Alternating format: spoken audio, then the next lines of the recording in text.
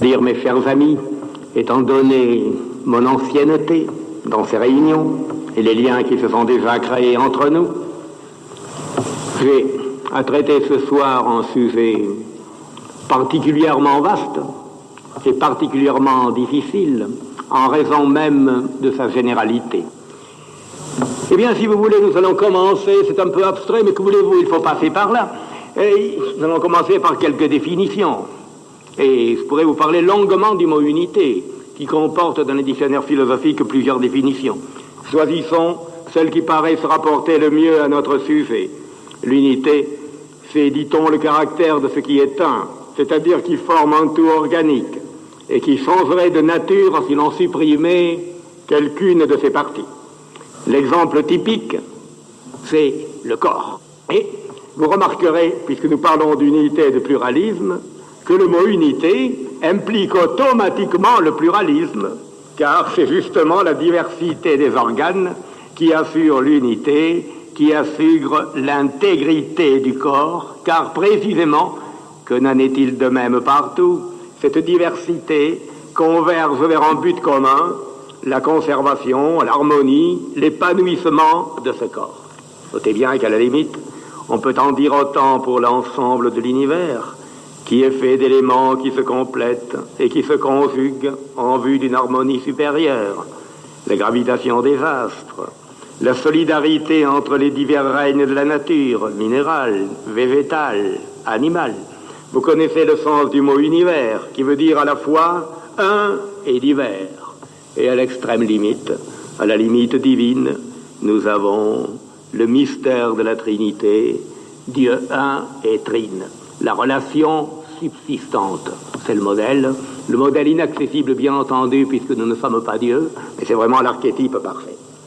Je tiens d'abord à distinguer entre la diversité, la pluralité numérique et la pluralité qualitative, ce qui est très différent. Les grains de sable, par exemple, sur une plage, eh bien là, on ne peut parler que de pluralité numérique. La qualité est la même, tandis qu'il y a diversité qualitative entre les organes d'un corps. Eh bien, c'est cette diversité, cette pluralité qui nous intéresse ici. Évidemment, tout est relativement clair en ce qui concerne la nature. Le cosmos, le mot le dit en grec, est constitué par un ordre. La différence y sert l'unité, l'unité y englobe la différence. Et cela, évidemment, car il ne faut pas diviniser le cosmos, cela, malgré les éléments de chaos, de résistance de la matière à la forme de Aristote, qui subsistent dans la création. Bon. Seulement, ce n'est pas de la nature qu'il est question ici, c'est de l'homme et de la société. Et ici, en fait d'unité et de pluralisme, tout se complique. D'une part, à cause du dualisme de notre nature, nous sommes vie et esprit, ce qui ne se recoupe pas parfaitement. Et ensuite, à cause de la blessure, et je dirais même, quoi qu'on en dise, de la blessure infectée qu'a laissé en nous le péché originel. Et voyez-vous, plus j'avance la vie, je ne dirais pas que je suis pessimiste, on ne peut pas être pessimiste quand on croit en Dieu, mais je dirais comme Bernanos, qui allait jusqu'à dire que dans un certain sens, il est plus grave de ne pas croire au péché originel que de ne pas croire en Dieu. Car quand on ne croit pas au péché originel, le Dieu auquel on croit a bien des chances de n'être pas le vrai Dieu. Dans tous les cas, la rédemption fait long feu. C'est déjà quelque chose, n'est-ce pas? C'est important, bien. Eh bien, il y a deux problèmes qui se posent. Comment réaliser l'unité intérieure, c'est-à-dire concilier, sans les abolir, les divers éléments constitutifs de la nature de l'homme. D'abord, chair, esprit, imagination et raison, passion et volonté, ainsi de suite, on pourrait continuer la liste. Et d'autre part, la société étant un corps, on dit le corps social, en prenant ce mot dans le sens le plus large, pas seulement biologique, dans le sens d'une unité reposant sur l'interdépendance des éléments en vue d'un bien commun. Comment alors respecter les différences sans compromettre l'unité? Et comment sauver l'unité sans sacrifier ou renier les différences? Oui. Il n'y a pas de solution parfaite, je m'empresse de le dire. Et l'humanité a toujours oscillé, et oscille toujours entre deux tentations. La première serait celle d'éliminer, ou du moins de réduire un bon nombre de différences au profit de l'unité. Alors là, on pourrait invoquer en morale le purisme, le rigidisme, une certaine forme d'ascétisme désincarné repoussant la chair, l'étroitesse, l'intolérance, toutes les formes de fanatisme et de sectarisme, que sais-je encore. Et en matière sociale et politique, évidemment, les régimes autoritaires, et même plus qu'autoritaires, totalitaires. Le règne de l'État, le même moule idéologique et pratique appliqué à tous. Vous avez l'exemple limite, par exemple, dans la Chine de Mao, un seul évangile pour tout le monde. Oui. Alors, d'une part, eh bien, on a la tentation, comment dirais-je, de sarcler, d'émonder au maximum. Et l'autre tentation, c'est celle d'accepter, de reconnaître le pluralisme comme un phénomène irréductible, sans souci de l'unité. C'est notre exemple limite. Accorder une liberté totale à toutes les opinions, à toutes les croyances, à toutes les mœurs, la différence devenant un bien par elle-même sans convergence vers l'unité. Gide disait qu'il fallait cultiver sa différence. Le mot va extrêmement loin, oui. Eh bien, à la limite, naturellement, dans un cas pareil, nous avons le chaos. Bon. Eh bien, ces deux phénomènes sont connexes et s'appellent l'un l'autre dans une scène sans fin. Commençons par la fausse unité. Il est bien certain que l'effacement des différences ne facilite pas l'unité. Bien au contraire, et je l'ai souvent observé, ce sont les êtres qui se ressemblent le plus, qui sont les plus rabotés, les plus nivelés, les plus réduits à un commun dénominateur, qui se méconnaissent ou qui se détestent le plus, car ils ont perdu cette complémentarité qui crée l'harmonie. La pluralité purement numérique, et ma foi, elle tend quelquefois à le devenir, crée les oppositions les plus irréductibles. Prenez par exemple une certaine forme d'égalisation entre l'homme et la femme. Et en disant cela, je ne proclame pas la supériorité des hommes. Oui, je parle simplement d'une égalité parfaite dans tous les domaines, qui tend à réduire les différences entre les sexes au minimum. À la limite, tout serait réduit, il ne resterait que le biologique, qu'il serait assez difficile à réduire, c'est entendu. Bon. Eh bien, c'est dans un climat pareil, qu'on assiste aux conflits les plus aigus entre les sexes, car l'un et l'autre chassent malheureusement sur le même terrain. Je me rappelle en Amérique avoir eu un jour sur ma table 2 livres très cotés, de best-sellers, comme on dit. L'un s'appelait La mort des sexes et l'autre s'appelait La guerre des sexes. Eh bien, cela va très bien ensemble, oui, nous l'observons tous les jours. Voyez les conflits, alors en politique, entre les régimes dictatoriaux, Hitler et Staline, hein. Aujourd'hui la Russie et la Chine, hein, ça commence à se tendre. Et à l'intérieur de ces régimes eux-mêmes, toutes les purges révolutionnaires et tous les désaccords qui existent, beaucoup plus que dans les autres pays. Et voyez-vous, c'est d'autant plus vrai que cette pseudo-unité se construit non sur la synthèse des différences, mais sur la réduction de la pluralité à un seul élément de cette pluralité. C'est cela le totalitarisme, au fond, oui. Un exemple frappant, par exemple, dans la morale puriste ou victorienne, les choses du sexe étaient frappées d'interdits. Il s'agissait d'une espèce de corps étranger à éliminer totalement des paroles, des propos, de tout ce qu'on pouvait dire, et puis, dans tous les cas, si on ne pouvait pas l'éliminer, le dissimuler. Bon. Le résultat, ça a été absolument l'inverse, car les erreurs et les folies s'appellent l'une l'autre.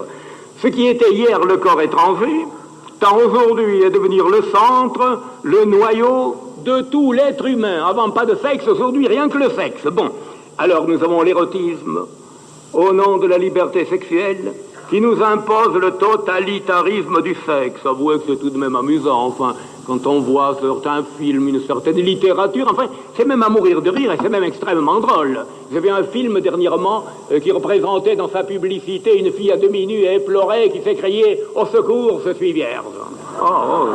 C'est beau tout de même, ouais, bon. Et dans tous les cas, le sexe reste inintégré dans les deux cas, exactement comme dans le purisme. Notez que je préfère le purisme, mais enfin, c'est un autre problème. Malheureusement, il mène à cela, oui.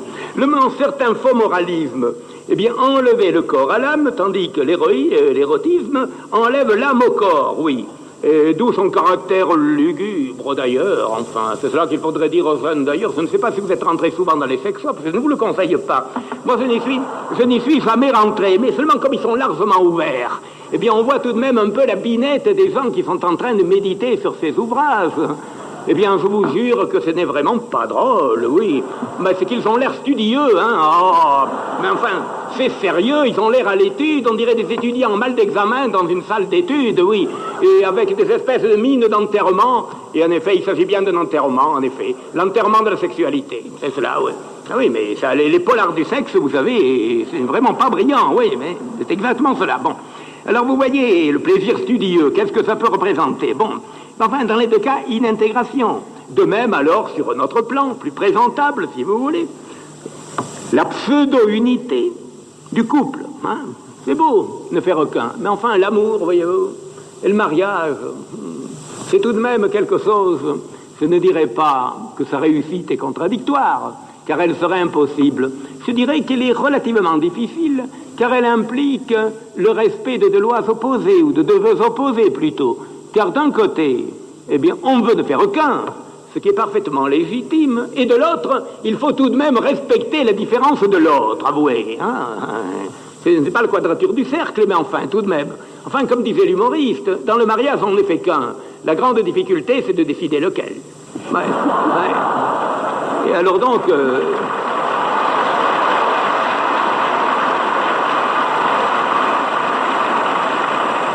Le problème se résout en ceci que l'unité du couple est au-delà du couple. Précisément, dans les enfants d'abord, dans le but commun, dans l'idéal commun, dans les travaux communs. C'est le seul moyen de résoudre cette pseudo-quadrature du cercle, n'est-ce pas? Mais enfin, sinon, eh bien, on en revient toujours au même problème, eh bien, où l'égoïsme d'un des deux prétend représenter l'unité, qu'il est l'humoriste qui disait que la femme fidèle est celle qui s'acharne sur un seul homme. Bon, n'insistons pas. Il arrive que c'est vrai, vous savez, car, bon... Eh bien, voyez-vous, eh bien, nous trouvons cela dans tous les domaines. Eh bien, on peut parler également, enfin, du dogmatisme marxiste, qui représente, d'une part, l'isolement, et d'autre part, l'hypertrophie de la notion de matière, de la réalité économique, etc. C'est partout la même mutilation, la partie prise pour le tout, ce qui amène, tôt ou tard, la révolte des autres parties, ignorées et refoulées, révolte de l'affaire dans l'ascétisme, révolte de la dimension spirituelle comme nous le voyons dans la Russie actuelle, car rien n'est plus partiel et rien n'est plus partial, par définition, que la partie qui veut représenter le tout. Quant au pluralisme lui-même, au mauvais pluralisme dont je parlais, celui qui consiste à admettre la différence comme telle, sans se demander si elle converge vers une unité, il conduit à une telle déliquescence qu'il appelle n'importe quelle unité, n'importe quel ordre, même arbitraire, même extérieur, pour échapper au chaos. C'est pourquoi l'anarchie, toujours et partout, fait le lit de la tyrannie. Ah, vous savez, la situation commence à mûrir dans cet ordre-là, comme elle mûrissait il y a 50 ans.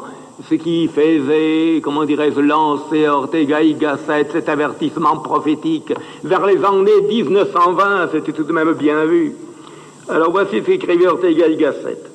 Sans commandement qui nous force à vivre d'une certaine façon, notre vie demeure une pure disponibilité.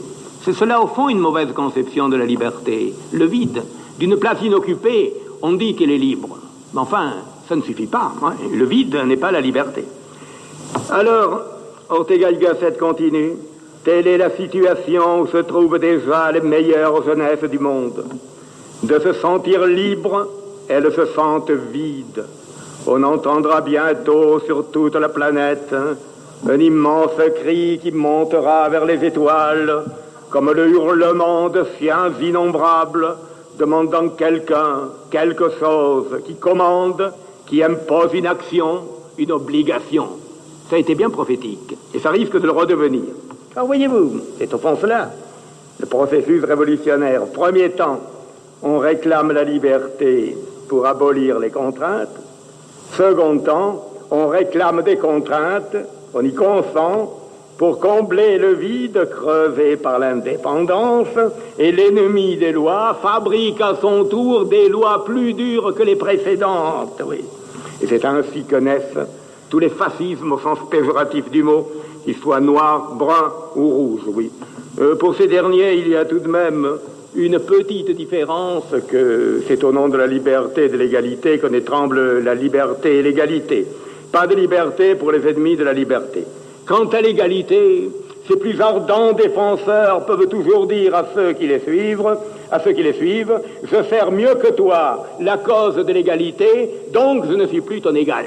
Et à ce moment-là, toutes les tyrannies sont possibles. Et c'est ce que nous observons tous les jours. Partout, voyez-vous, et c'est la clé, le commun dénominateur de toutes les folies de l'homme, on observe la mauvaise imitation de Dieu et des mœurs divines. Et ça, c'est la clé de toutes les idolâtries, de tous les mensonges et de toutes les folies. J'ai écrit autrefois qu'on se condamne à être le singe de Dieu dans la mesure où on se refuse d'être son serviteur. Eh bien, le singe, on l'est bien. Car Dieu est à la fois l'un avec un grand U. Oui, l'un, simple dans son essence, et englobant l'univers en lui. En lui, nous avons la vie, le mouvement et l'être, dit saint Paul. Et en même temps, il est l'unique, au sens de solitaire, d'absolument irréductible, dans une autosuffisance parfaite, comme disait Bossuet, ni plus grand, ni plus heureux pour avoir créé l'univers. Ou bien, comme le dit saint Thomas, quand il se pose la question, y a-t-il plus d'être après la création, dans la mesure où on peut parler d'avant et d'après, n'est-ce pas, je parle en langage humain, y a-t-il plus d'être après la création qu'en Dieu seul? Il répond, il y a plus d'être au pluriel, il n'y a pas plus d'être au singulier, avec un « et » majuscule. Alors là, Dieu est vraiment l'unique. Eh bien, je crois que, dans ce que nous venons de voir, nous trouvons l'imitation des mœurs divines. Oui. Dieu est l'un et l'unique, il n'est le complément de rien, il est le principe et la fin de tout. Oui. Alors, dans le mauvais pluralisme, eh bien, c'est l'unique qui refuse l'un et qui, par là, perd sa finalité. Dans le mauvais monisme, on refuse l'unique et l'unité alors repose sur la mutilation et sur l'artifice. Que penser d'un corps qui refuserait la pluralité des organes et d'une pluralité des organes qui refuserait l'appartenance à un corps? Dans les deux cas, eh bien, c'est la prothèse qui s'impose, n'est-ce pas? Oui. Eh bien, à cette lumière, me direz-vous, comment concevoir le vrai pluralisme, car enfin nous avons à la fois à l'attaquer et à le défendre? J'entends le vrai pluralisme, celui qui nourrit et qui enrichit l'unité. Évidemment, dans le concret, il m'est bien difficile de vous le dire, pour la bonne raison que ici je suis pour le moment dans l'abstrait, n'est-ce pas? Et comme partout, je crois qu'il faut se référer aux critères immuables du vrai, du beau et du bien. La diversité est bonne et souhaitable dans la mesure où elle contribue à l'épanouissement de l'esprit et de l'âme, où elle offre à chacun une gamme de ressources, où il puisse trouver des aliments pour son génie personnel et pour la pleine réalisation de sa destinée. Alors là, nous avons la diversité des mœurs, des coutumes, des langues, des traditions, des écoles littéraires et artistiques, que sais-je encore, et à l'intérieur de la religion, le pluralisme des écoles de spiritualité. En résumé, est bonne toute diversité qui compose, autrement dit, qui donne lieu à des relations fécondes, à des échanges positifs. Et du même coup, est mauvaise toute diversité qui décompose. Autrement dit, est bon le pluralisme de la santé. Dieu, parmi les hommes sains, ils ne sont pas tous de la même manière. Il y a des tempéraments différents, il y a des régimes différents. Et mauvais, le pluralisme de la maladie. Et Dieu sait si en fait de pluralité, la maladie l'emporte sur la santé. Ah oui, il y a beaucoup plus de façons d'être malade que de se bien porter. Il n'y a qu'à ouvrir un dictionnaire de médecine et la liste des affections, elle est longue, je vous prie de le croire. Il y en a des combinaisons possibles dans ce domaine, oui. Il n'y a que l'embarras du choix pour ne rien choisir, d'ailleurs. Hein. C'est l'évidence. Bon. Là, on ne pourrait pas dire, comme disait Sainte Thérèse de Lisieux, ce soit tout, n'est-ce pas? Bon. Eh bien, aujourd'hui, le vent, au moins dans nos pays, car encore nous ne sommes pas dans un régime totalitaire, le vent est plutôt au pluralisme. Seulement, il faut observer ceci, que par un curieux paradoxe, on exalte le pluralisme dans une époque où l'on assiste à l'agonie des vraies différences entre les hommes, à l'agonie des particularismes les plus fins, les particularismes concernant les langues, les coutumes, les traditions, les mœurs, les métiers.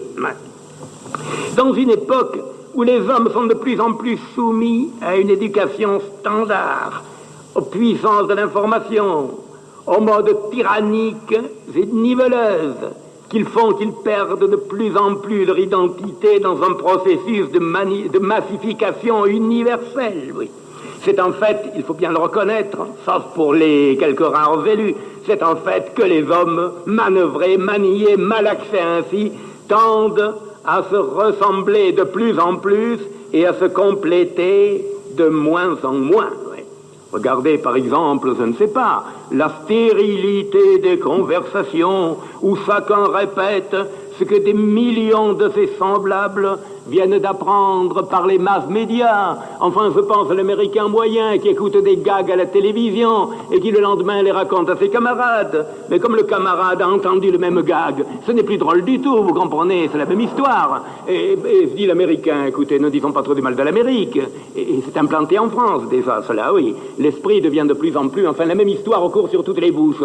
Ce n'est plus drôle, oui. J'ai connu le temps, et il existe encore pour les gens qui ont de l'esprit et qui vivent dans des cercles relativement familiers. Eh bien, le mot d'esprit vient de l'homme d'esprit, il n'est pas standard, il n'est pas fabriqué une fois pour toutes. Bon, ainsi de suite. Mais enfin, je vous cite cela en titre d'exemple. Et finalement, comme on dit, les hommes, à force de se ressembler, on l'a dit, finissent par ne plus se reconnaître. Bon.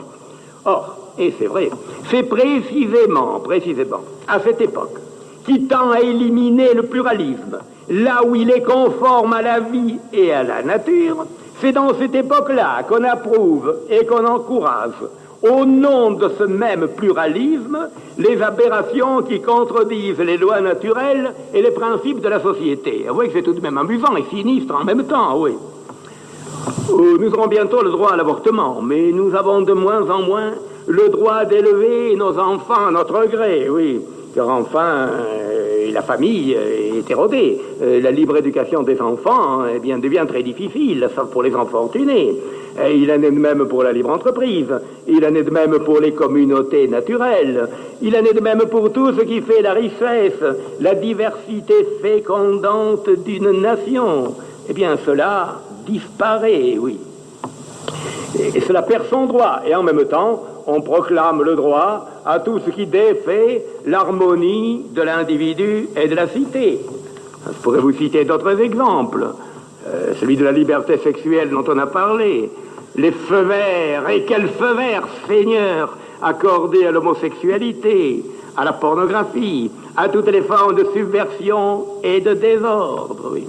On arrivera à proscrire l'homme qui ne pense pas comme le troupeau. Et on s'apitoiera sans fin sur le dégénéré et le criminel. Mais je ne le renvoie pas. Je sais bien qu'ils font partie du corps du Christ. Je sais bien qu'il faut s'incliner sur eux. Mais finalement, je ne sais par quelle aberration, n'est-ce pas, par quelle aberration, eh bien, qui naît d'une interprétation naturaliste de l'Évangile, on arriverait presque ontologiquement à les préférer aux honnêtes gens. Vous comprenez? Tout ce que j'entends raconter sur le chromosome supplémentaire, je ne sais pas dans quelle mesure c'est vrai, mais enfin, on nous entendra beaucoup plus sur un criminel que sur 100 000 enfants massacrés avant leur naissance, oui. Eh bien, il y a des moments tout de même où cela va un peu trop loin, oui, il n'y a pas l'ombre d'un doute. Bien. Telle fille affirmera son pluralisme par l'avortement. Seulement, elle n'osera pas allonger sa jupe de 2 pouces quand la mode consiste à montrer son derrière, n'est-ce pas? Bon, enfin, c'est vrai ou faux, cela? Bon. Alors, résultat, on repousse à la fois la vraie unité et le saint pluralisme. On oscille entre l'uniformité et le chaos, dont la confusion, si je puis dire, fait la synthèse, dans la mesure où il est permis de parler de synthèse pour le chaos.